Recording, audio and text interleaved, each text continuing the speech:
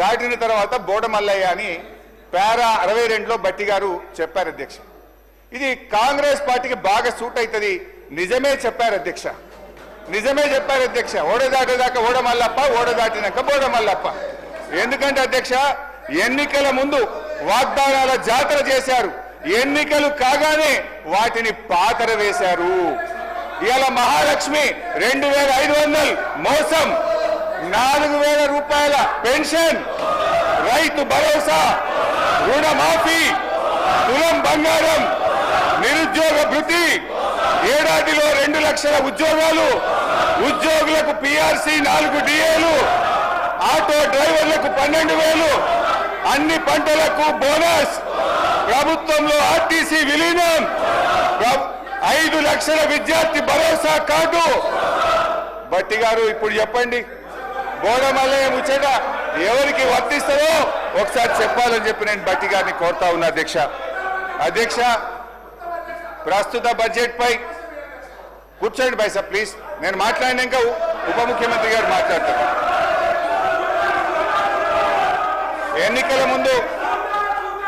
ఎన్నికల ముందు ఒక ప్రముఖ టీవీ ఛానల్ ఇంటర్వ్యూలో బట్టి గారు ఒక జర్నలిస్ట్ రాష్ట్ర ఆదాయానికి మీరు చేస్తున్న వాగ్దానాలకు మధ్య తీవ్ర అంతరం ఉంది, ఎలా అమలు చేస్తారని అడిగారు అధ్యక్ష. బట్టి గారు జవాబిస్తూ, మా కాంగ్రెస్ పార్టీకి 100 సంవత్సరాల అనుభవం ఉంది, ఆదాయం ఎలా పెంచుకోవాలో మాకు బాగా తెలుసు, మా వ్యూహాలు మాకున్నాయి, ఆదాయాన్ని పెంచుతాం, హామీలన్నీ నెరవేరుస్తామని చాలా కాన్ఫిడెంట్ గా ఆ రోజు ఎన్నికల ముందు బట్టి గారు చెప్పారు. ఎన్నికల ముందు చెప్పారు, ప్రజల్ని నమ్మించే ప్రయత్నం చేశారు అధ్యక్ష. అయితే ఈ 15 నెలల ఆచరణలో ఏం జరిగిందో, ఏం ఒరిగిందో మనతో పాటు రాష్ట్ర ప్రజలందరికీ తెలుసు. వాస్తవిక బడ్జెట్ అంటూ డాంబికంగా ప్రవేశపెట్టిన గత బడ్జెట్ ఏమైందో చూశాం. ఇప్పుడు మళ్ళీ 3,04,965 కోట్ల రూపాయల బడ్జెట్ అని మరో గాలిమేడ కట్టారు అధ్యక్ష. ఇది మోస్ట్ డిజాస్ట్రస్ రూలింగ్, ఇది most disappointment budget. Congress disastrous పరిపాలన వల్ల రాష్ట్ర ఆదాయం మీద నెగటివ్ ఎఫెక్ట్ చూపిస్తుంది. రాష్ట్ర ఆదాయం అంతకంతకు క్షీణిస్తా ఉంది.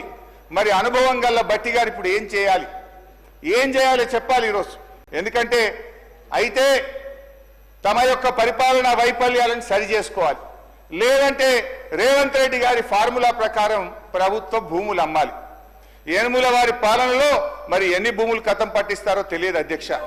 ఎందుకంటే అధ్యక్ష, గచ్చిబౌలిలో 400 ఎకరాలను వేలం చేయడం ద్వారా 30,000 కోట్లు రాబట్టాలని నిర్ణయించారు. ఇప్పటికే టీజీఏసీ భూములు తాకట్టు పెట్టి 10,000 కోట్ల రూపాయలు అప్పు తెచ్చారు. ఇప్పుడేమో హెచ్ఎండిఏ ఆస్తులు తాకట్టు పెట్టి మరో 20,000 కోట్ల అప్పు తెస్తామని మొన్ననే అసెంబ్లీలో సమాధానం చెప్పారు. హెచ్ఎండబ్ల్యూఎస్ఎస్ జిహెచ్ఎంసీ ఆస్తులు తాకట్టు పెట్టి మరో 20,000 కోట్లు అప్పు తెచ్చే ప్రయత్నం చేస్తున్నారు. హౌసింగ్ బోర్డు భూములు అమ్మకం ఇప్పటికే షురువైపోయింది. నాడేమో ప్రభుత్వ భూములు పెద్దలిచ్చిన ఆస్తని, జాతి సంపదని, చచ్చిపోతే బొంద పెట్టడానికి జాగుండదని రేవంత్ రెడ్డి గారు చాలా గొప్పగా సుభాషితాలు చెప్పారు. ఇవాళనేమో అధికారంలో రాగానే బరాబర్ భూములు అమ్ముతామంటున్నారు, అమ్మకానికి నోటిఫికేషన్లు ఇవ్వడం షురువైపోయింది. అధ్యక్ష, అమ్మొద్దని ఆక్షేపించిన నోటితోనే ఇవాళ భూములను అర్రాస్ పాట పాడుతా ఉన్నారు అధ్యక్ష. దీన్ని వాటన్ తీరు మాట్లాడే దిగజారుడు రాజకీయం అంటారు అధ్యక్ష. మొత్తంగా 50,000 కోట్ల రూపాయల ఆస్తులు తాకట్టు పెట్టి లేదా ఆస్తులు అమ్మడం ద్వారా భూములను ఆస్తులను 50,000 కోట్లను సమీకరించే ప్రయత్నం చేస్తున్నారు. అంటే ఏంది అధ్యక్ష, అందిన కాడికి అప్పులు చేసుడు, విచ్చలవిడిగా భూములు అమ్ముడు, ఇదేనా మీ మార్కు పాలన అని అడుగుతా ఉన్నా. తన పరిపాలన నెగటివ్ ఎఫెక్ట్ వల్ల రాష్ట్ర ఆర్థిక వృద్ధి రేటు తగ్గిపోతుంది. తన వైఫల్యాన్ని కప్పుపుచ్చుకోవడానికి ఈ మధ్య కొత్త వాదన సురువు చేశారు. ఏంటంటే అధ్యక్ష, దేశమంతా ఆర్థిక మాంద్యం ఉందని, అందుకే ఆదాయం తగ్గిందని సెలవిస్తున్నారు. అధ్యక్ష, ఒక నిమిషం వినాలి సార్, మంత్రి గారు వినండి. అధ్యక్ష, కర్ణాటక, మహారాష్ట్ర, తమిళనాడు, ఆంధ్రప్రదేశ్ సహా దేశంలో ఎక్కడా కనిపించని ఆర్థిక మాంద్యం ఇవాళ తెలంగాణలో మాత్రమే ఎందుకుంది?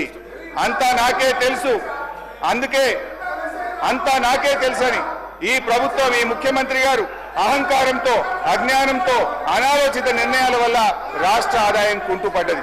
తన వైఫల్యాన్ని కప్పుపుచ్చుకోవడానికి ఆర్థిక మాంద్యం వచ్చిందని, ప్రపంచమే స్లో డౌన్ అయిందని ప్రవచనాలు ప్రారంభించారు. ఏ రాష్ట్రానికి లేని ఆర్థిక మాంద్యం తెలంగాణకే వచ్చిందా?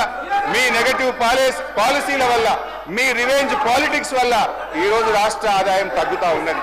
రేవంత్ గారి పాదం